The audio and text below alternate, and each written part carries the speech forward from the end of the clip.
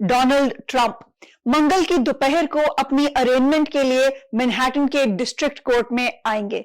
Arrangement वो कार्रवाई है जो किसी क्रिमिनल केस के आगाज में मुलजिम को कोर्ट में बुलाकर की जाती है। ट्रंप कोर्ट में दाखिल होंगे तो उनकी तस्वीर या मग शॉट ली जाएगी। यहां उनके फिंगरप्रिंट्स भी लिए जाएंगे, लेकिन उनके लॉयर के मुताबिक उनको हथकड़ियां नहीं लगाई जाएंगी जैसे कि अमूमन क्रिमिनल डिफेंडेंट्स को लगाई जाती हैं। जब उन्हें फाइनली जज के सामने खड़ा किया जाएगा तो जज उन पर लगे इल्जामात को ऊंचा पढ़कर सुनाएंगे।